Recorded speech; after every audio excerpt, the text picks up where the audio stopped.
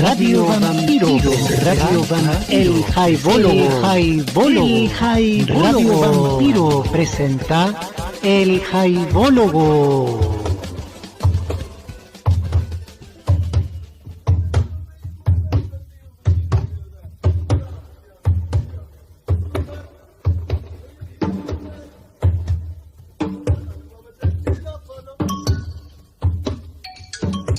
¿Qué tal, amigos y amigas? En esta reunión de El Jaibólogo completaremos el ciclo de programas al que hemos llamado La Vorágine.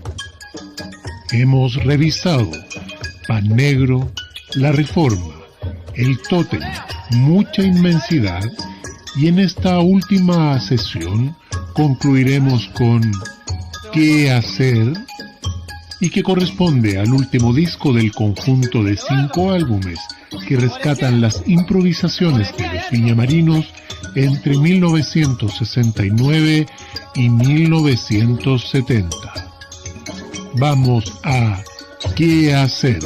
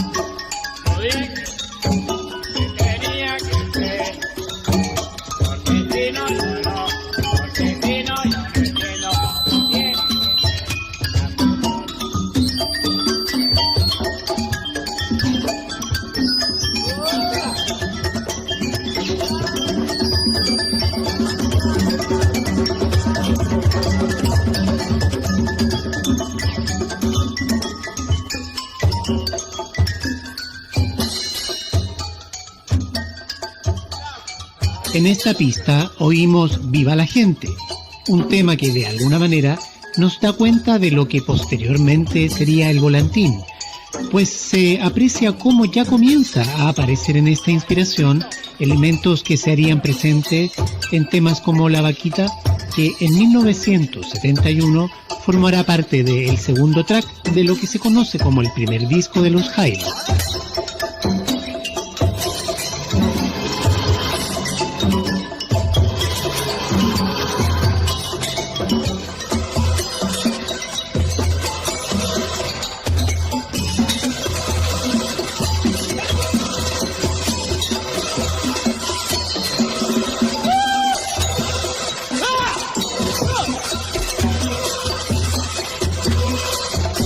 Podemos señalar que en rigor este es el primer LP del conjunto, por cuanto es la primera grabación en estudio que existe de los 5 Viñamarinos.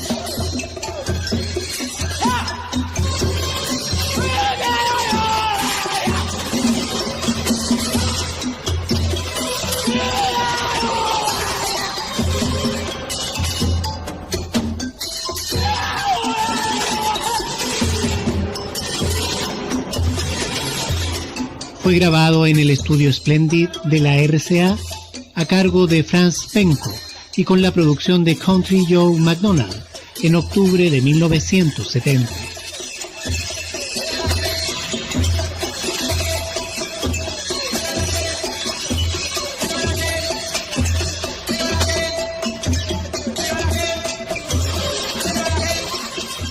Son improvisaciones que nacen de la propuesta de Raúl Ruiz y de Saúl Landau para musicalizar una película de nombre ¿Qué hacer?, que registraría la atmósfera política nacional de aquella época. Escuchamos Viva la Gente para revisar las características de estas improvisaciones que se materializaban en unos jaivas absolutamente complementados en esta época.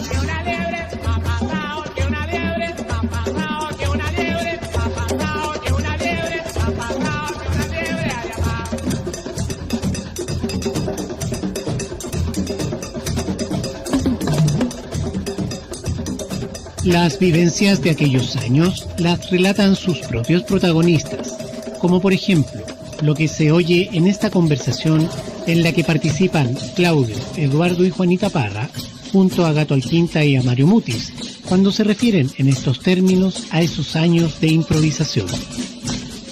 Ya en el año 68 creo que fue la última época que era justo la parte más creativa, cuando ya habían incluso algunas composiciones que habíamos hecho de esa época.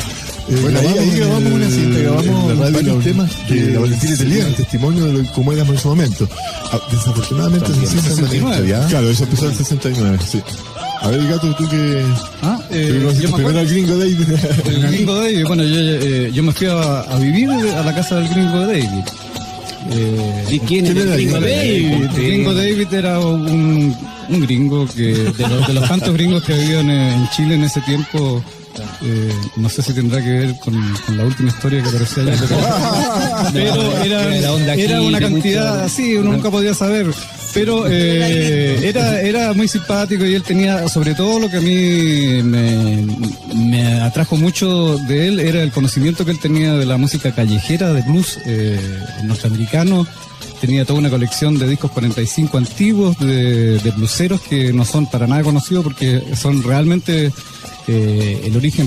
al origen popular del blues, el blues callejero, y era genial toda la colección de discos que él tenía, y a él le gustaba tocar la armónica, entonces ahí empezábamos a tocar blues con el Gringo, y eso después le invitamos a tocar con el grupo. Justamente, bueno, yo soy el archivero del archiduque, le decimos, archiduque. Tengo todo, yo siempre guardando el material, así los documentos que van haciendo la historia del grupo. Hay fotos, recortes de prensa, discos, grabaciones inéditas, videos, qué sé yo, de todo.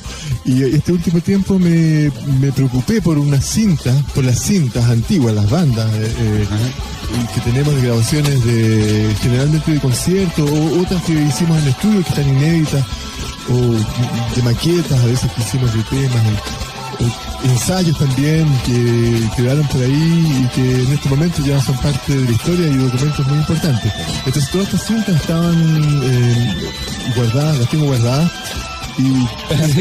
Así que me fui a un estudio y empecé, digamos, porque el archivo es bastante grande, hay una cantidad es grande, y empecé a pasarla a digital, a DAT, y de paso hacía una copia en CD para poder escucharla. Escuchamos la segunda pista de la grabación de ¿Qué hacer?, llamada Me voy pa'l norte, cuya duración es de 5 minutos con 38 segundos, de factura inspirada en el huayno, y que da cuenta de la tendencia a la raíz folclórica que años más tarde sería el sello de la banda.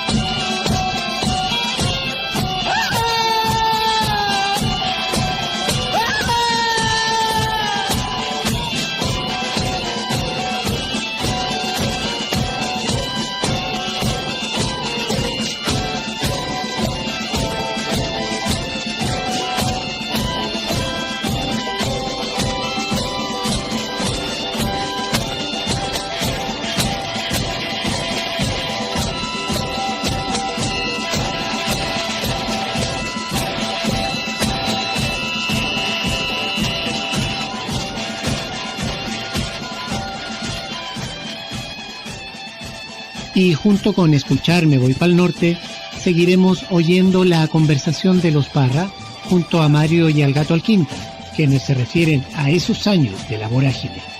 62 fue cuando, 63 fue cuando el papá de los hermanos Parra, don Héctor, nos dice, él nos impulsó a formar el grupo, digamos, que nosotros, en esa reunión que tuvimos con él nos... Primera reunión. Me acuerdo como él nos aconsejó y nos dio una serie de consejos así para el grupo. Y el primer concierto del grupo fue en la Escuela del Pedagógico Valparaíso. Justamente esa reunión la tuvimos unos días antes de ir a tocar al Pedagógico. Que yo me acuerdo, otra cosa notable también del Gringo David es que él andaba tocando por las calles y cuando nosotros estábamos tocando en algún concierto, de repente llegaba él, se subía y tocaba con nosotros. Y él componía también, hacía canciones. Lo increíble es que él hacía canciones en español. Él cantaba en español cuando en ese tiempo todos cantaban en inglés. y hacía temas de lo cotidiano. Ese año, un año de sequía, el año 68 me acuerdo, él hizo un tema que se llamaba La Sequía. Entonces le cantaba todos los problemas. Como el hip hop así, ¿no? Claro. Es el espíritu del blues, pues el blues siempre tiene una como el noticiero musical. Ahora, de cómo era justamente transición verdadera, porque nosotros teníamos el conflicto con el nombre, ya que estábamos cambiando, era como que esos famosos high bass para nosotros, que habían sido desde prácticamente niños, y habían animado fiestas, habían dejado de existir, ya no los queríamos ver, nosotros queríamos hacer otra cosa. Entonces se produjo un momento en que como algunos meses nos llamamos Pan Negro. Gringo David prácticamente nos llamábamos Pan Negro casi todo el tiempo que estuvimos tocando con él esta experiencia. Bueno, lo otro que hay que notar es que la música de ese momento era improvisación, porque cuando dejamos de hacer high bass, se terminó la orquesta de baile, nosotros nos lanzamos de un día para otro en la improvisación. Era como hacer un borrón y cuenta nueva. La improvisación dura varios años, el periodo de improvisación. Y la primera parte, la primera etapa de la improvisación es justamente esta con el Gringo David, y donde incursionamos un poco en el blues. Un blues muy personal también, porque muy divertido, como él cuenta los comienzos del grupo, y cuenta la misma historia más o menos que estábamos relatando nosotros, eso del día que fui al pedagógico, qué sé yo, cuando empezó el grupo. Sin embargo, hay un detalle súper importante en ese texto, en esa historia de los Jaivas, es que dice la fecha exacta del nacimiento del grupo. Dice 15 de agosto de 1963. Claro. Según el biógrafo Gabriel Parra, los Jaivas se forman y se crean el 15 de agosto de 1963. La etapa del blues dura poco tiempo. Y pasamos rápidamente a la libre improvisación. Un periodo así donde ese ya es de búsqueda total, porque en ese momento todo era música. Nos encontrábamos de repente arrastrando las sillas. Ahí fue cuando empezamos a utilizar el piano ya y con todas sus posibilidades. Ahí lo tocábamos en las cuerdas, rascándole las cuerdas, pegándole las cuerdas.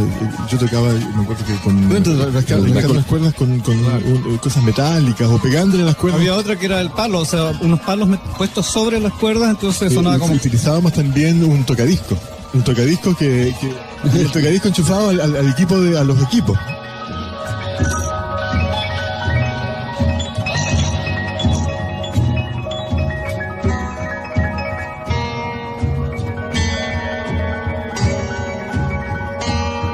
Los Jaivas conocieron a Raúl Ruiz a través de Óscar Castro y su grupo de teatro El Alep, actores que participarían del film que producía el legendario cantante del grupo The Fitch, Country Joe McDonald, y que había participado del Festival de Woodstock. El mismo gringo estaba increíblemente impactado con la música que estaba escuchando en la sesión de grabación, hasta que de un momento a otro, según cuenta la historia, abrió la puerta del estudio y les gritó en un español champurreado: «¡Árboles y agua!», lo que fue tomado de inmediato por los músicos, quienes interpretaron un tema que posteriormente iría a ser bautizado exactamente con ese nombre. Se trata de una interpretación de piano a 6 manos, pues mientras Claudio Parra toca las teclas de manera clásica, su hermano Eduardo percute las cuerdas con baquetas y Mario Mutis rasca las cuerdas graves con un metal. Posteriormente, Mario tocaría el bajo eléctrico con un arco, al tiempo que Gato frota las cuerdas de la guitarra eléctrica. Con una percusión muy suave a cargo de Gabriel, escuchamos el disco en su pista número 3, cuyo nombre es Árboles y Agua.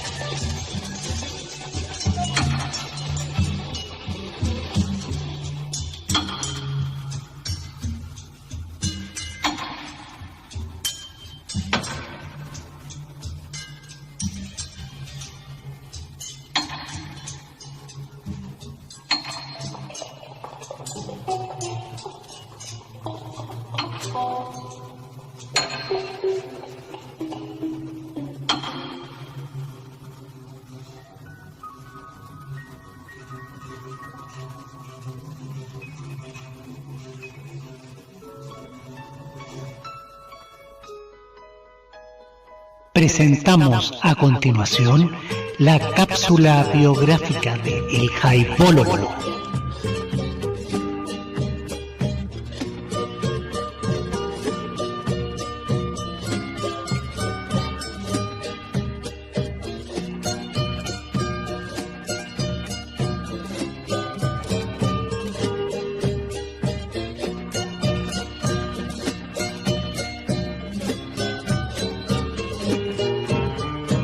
No cambiaré, mi destino es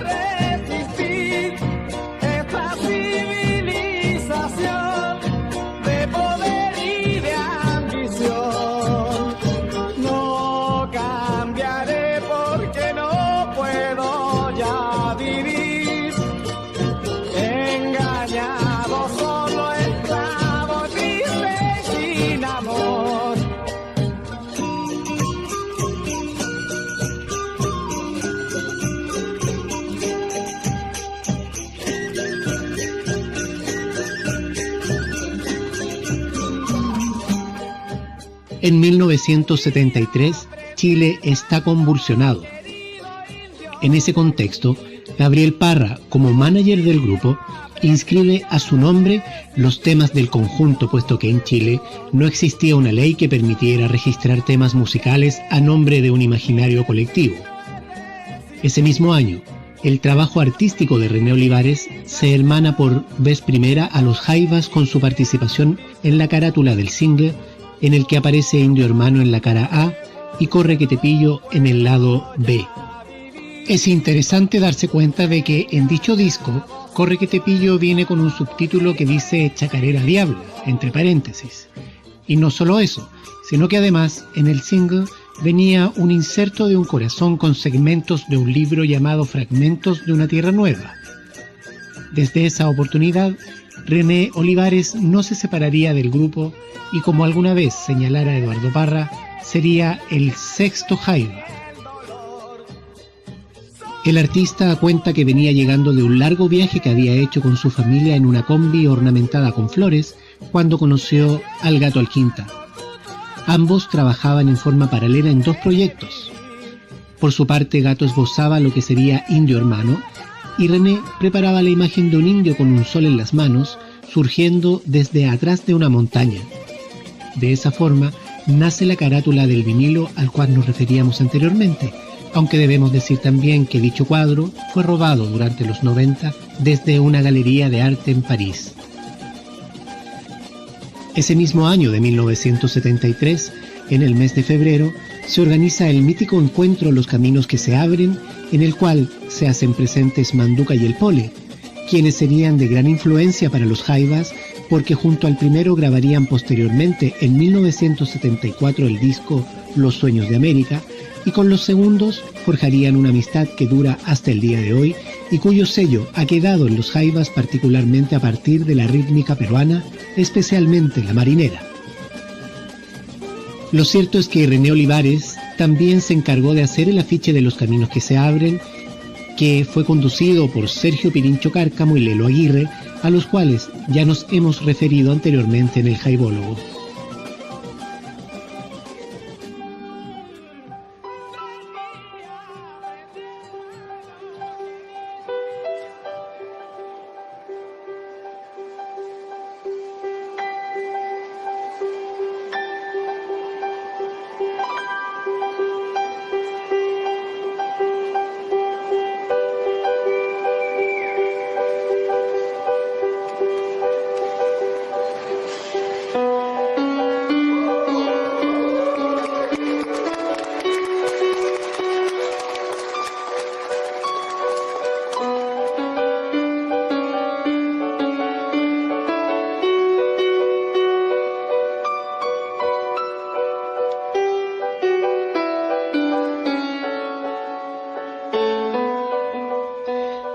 René Olivares fue quien preparó la exposición de los 50 años de los Jaivas en el Museo de Bellas Artes y en forma simultánea también la exposición 5 décadas de rock chileno.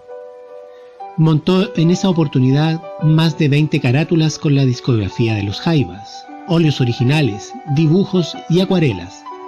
Pero además, en esa oportunidad estuvo el Atelier, espacio en el que René se enfrentaba a su atril con tela en blanco, pinceles y pintura a pintar en vivo mientras Claudio tocaba el piano.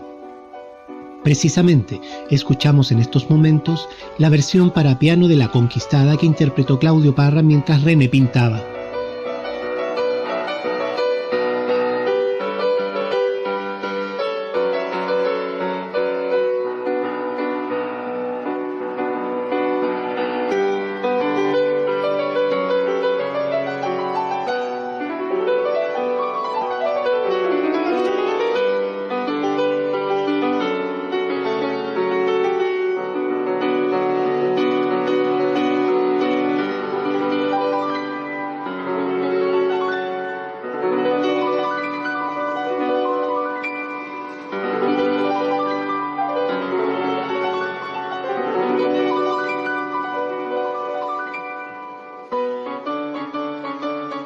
René es hijo de una pintora y de quien fuera el director de la revista Topace, razones por las cuales siempre estuvo entre artistas de los cuales se alimentó, como por ejemplo Pepo, el creador de Condorito, quien trabajaba en el mismo edificio que su padre.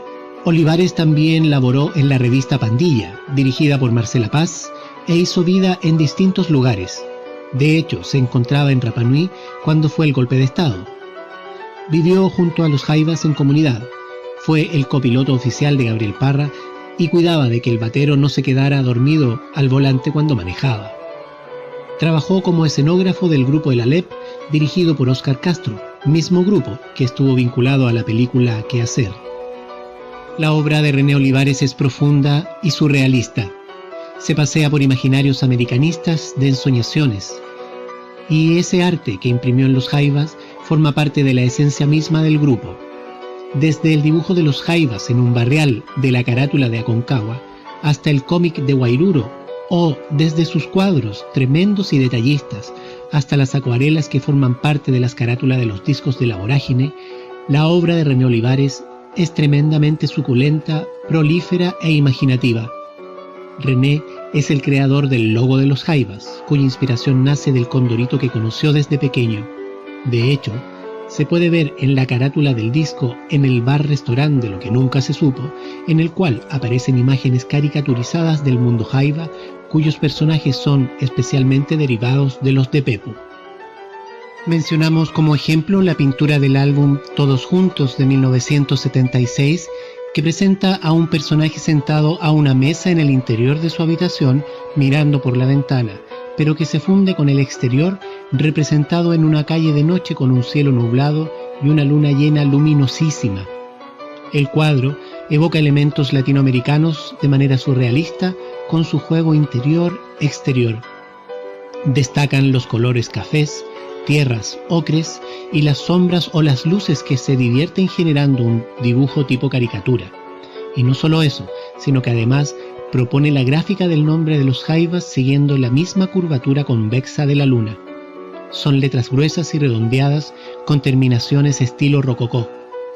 Más adelante, claro está, dicho logo cambiaría por el mayormente conocido de los Jaivas. Sirva todo lo anterior como ejemplo para rendir un pequeño homenaje al creador del arte gráfico de los Jaivas, un René Olivares, el quinto Jaiva, que nos ha llevado por todos estos sueños a imaginar ese cosmos americanista tan tremendamente bello e imaginativo, y citando a Paul Eluard, frase del gusto del mismo René: poeta no es el inspirado, sino el que inspira. Debemos señalar que verdaderamente René Olivares ha sido un pintor que nos ha inspirado.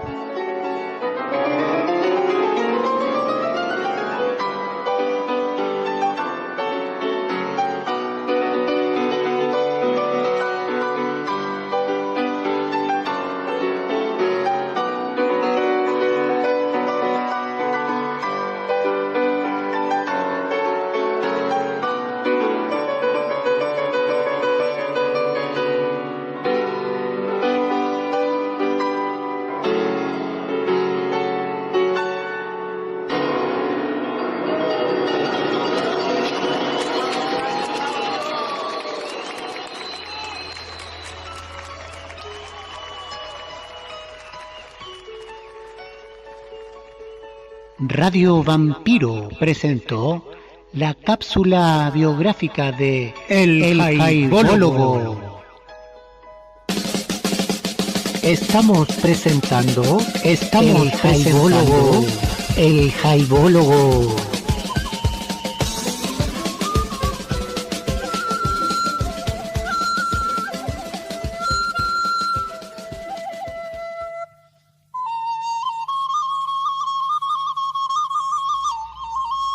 Un dato curioso es que en la misma sesión de grabación del disco en el estudio de la RCA, se tomó la decisión de grabar el tema Cacho, que posteriormente aparecería en el volantín.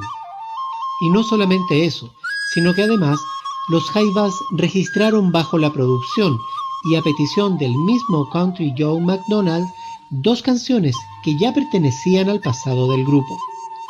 Se trataba de Ali Baba y los 40 ladrones, que en uno de nuestros programas ya tuvimos la ocasión de oír, y del tema llamado La chica del rodadero, pues pensaba llevarlo a Estados Unidos para promover al grupo en el mundo latino del país norteamericano.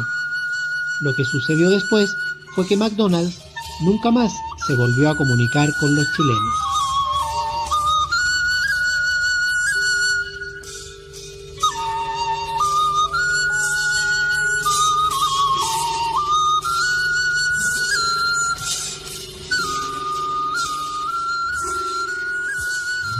El tema que escuchamos en este momento lo presentará el propio Claudio Parra a partir de la misma conversación que escuchábamos hace un momento atrás. Y bueno, Country Joe McDonald nos propone producir este disco y se hace. Él contrata los estudios, nosotros vamos a los estudios. Franz Benko, que no nos conocía, no tenía idea cómo tocábamos, él tuvo la sensibilidad increíble, la inteligencia para captar este momento, que bien podría haberse perdido, a lo mejor en manos más inexpertas, pero afortunadamente fue él. Y bueno, él abrió los micrófonos y grabamos, creo que fueron como 12 temas, todas improvisaciones. Nosotros usábamos este tocadisco que dábamos vuelta para adelante, para atrás. Teníamos entre los discos que poníamos había un discurso de Fidel Castro y había unos poemas de Neruda. Después le pusimos título a cada una. Esta que vamos a escuchar le pusimos título Neruda. Se llama Neruda por equivocación, dando vuelta el discurso de Fidel Castro. Y Mario creyó que era la voz de Pablo Neruda, entonces le empieza a decir a Country Joe, escucha Gringo, y dice, escucha Neruda, escucha Pablo, escucha Pablo.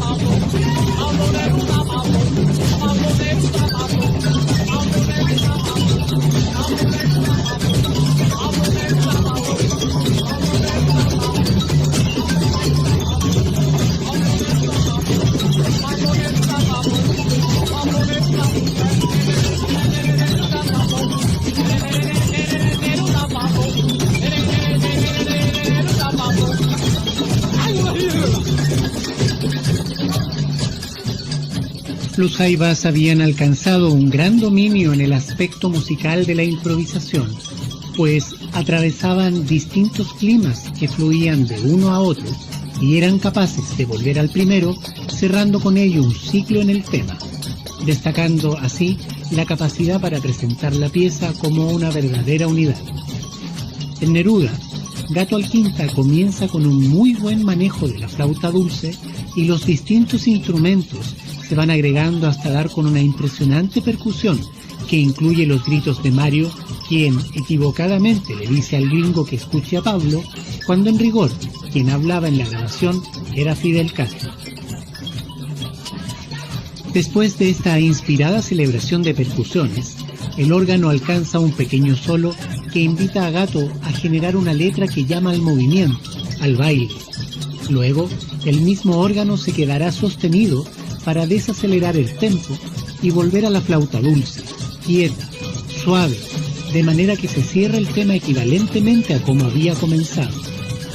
Y es curioso notar cómo sucederá tiempo después un final similar a este en Los Caminos que se abren.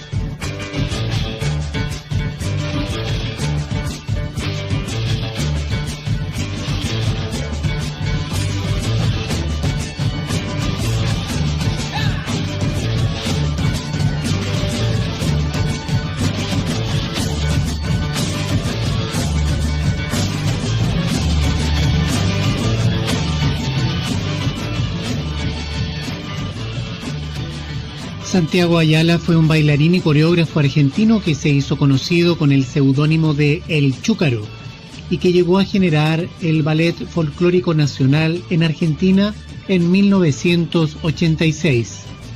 Fue este artista el que impresionó a los Jaivas cuando en 1962 estuvo presente en el tercer Festival de Viña del Mar y que inspiraría el malambo en el conjunto con su espectáculo de boleadoras y su pomposa coreografía. Las improvisaciones permitían una libre interpretación tanto en matices como en tonalidades o estructuras. Sin embargo, en el malambo que estamos oyendo se advierte que el grupo se queda sujeto a la armonía del malambo como pieza musical, aun cuando el tema va poco a poco desligándose de la armonía hasta generar una novedosa pieza que en todo caso mantiene la armonía en el bajo. Evidentemente, no es ninguna sorpresa señalar que en el quinto tema del disco que estamos revisando, llamado Malambo Feo, está la génesis de lo que posteriormente sería Corre que te pillo.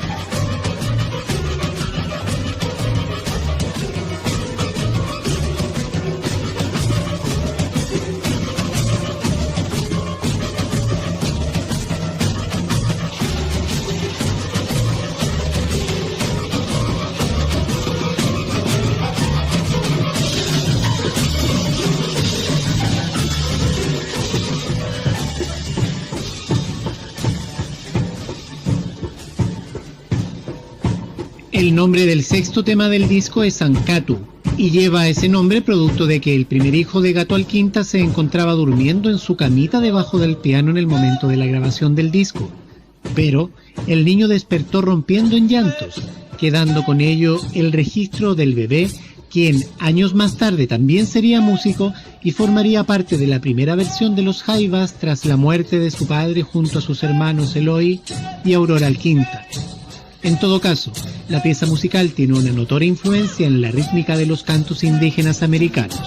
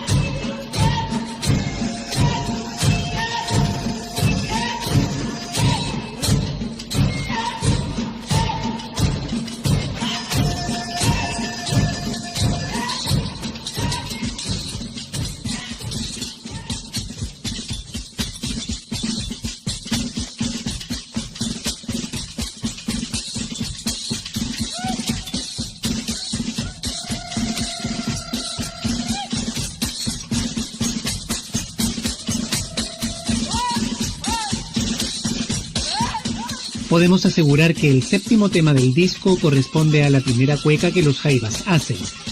Tanto en el Malambo Feo como en esta improvisación de estructura de 6 octavos, ya se hacen notorias esas primeras manifestaciones americanistas que posteriormente serían tan propias de los Jaivas.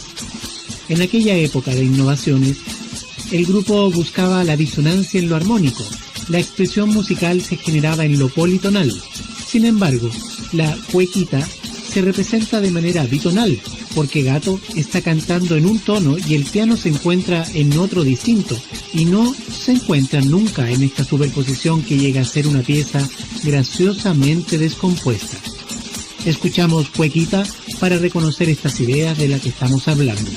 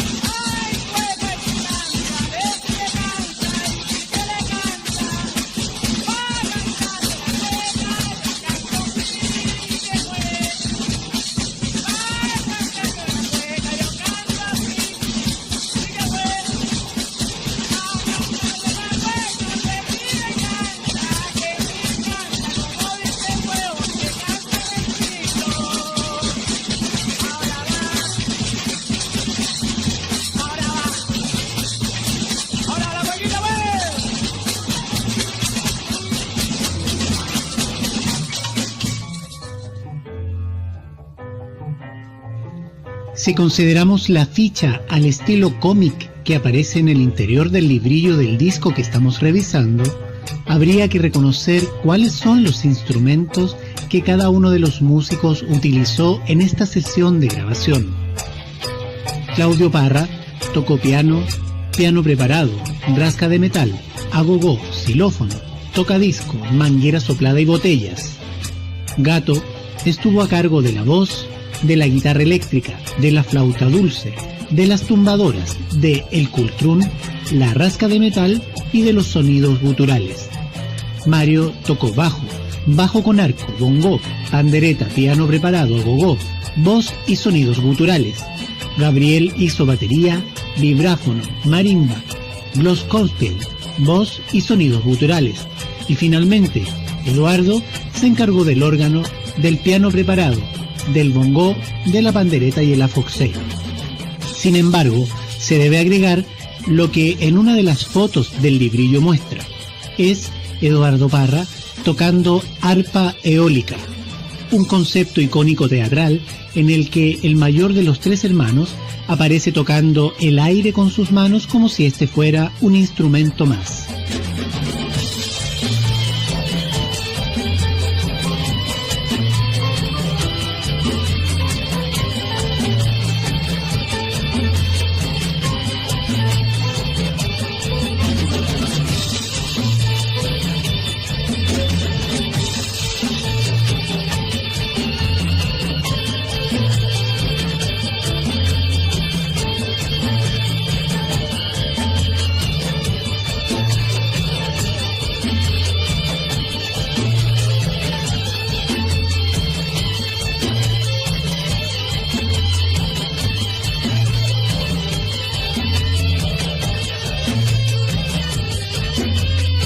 Bajo continuo se trata de un tema con una influencia de ritmo bailable al estilo mambo que trae a relucir la nostalgia de la primera etapa del conjunto, cuando se encargaba de amenizar las fiestas a las cuales los invitaban a participar.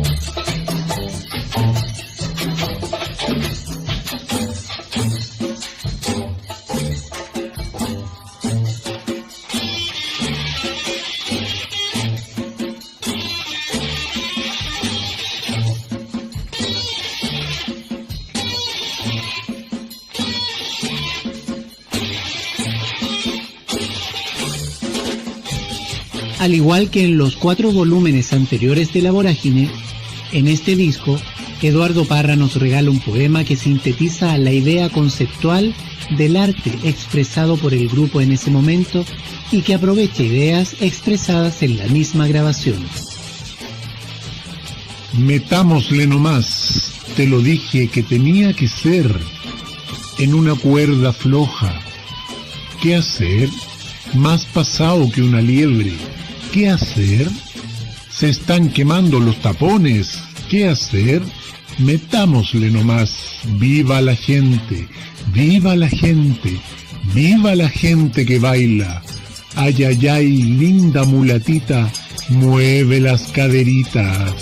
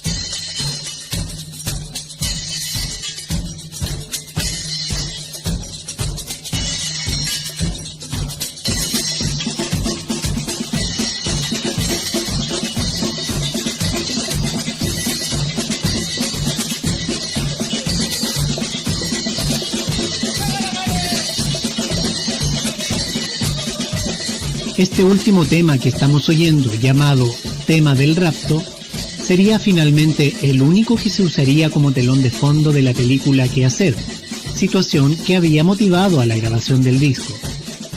Esta adquiere una dimensión de samba o marchiña, cuyo tempo va acelerando hasta la inclusión del piano, que se convierte en el cantante del tema, entre la destacada percusión tipo batucada, aunque sin repique, al punto de una melodía de teclas que dan cuenta del clásico pito de la samba, con una pequeña melodía que Gato esboza antes de que el tema concluya.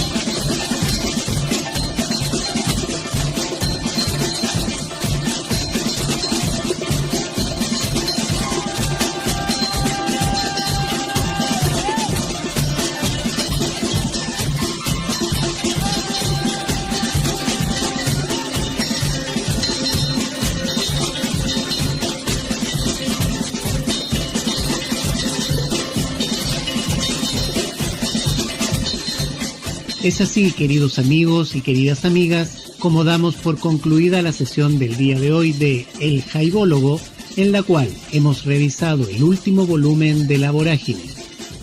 Terminamos de esta forma el ciclo de 5 programas dedicados a esta etapa de improvisaciones del conjunto. Nos oímos en la próxima sesión. Tremendos abrazos.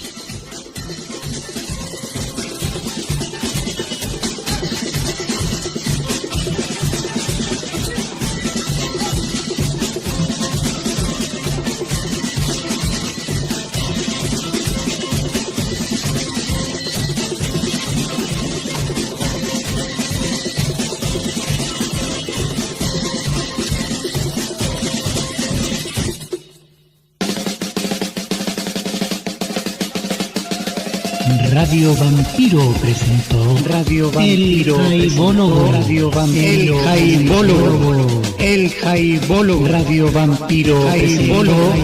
El Jaibólogo.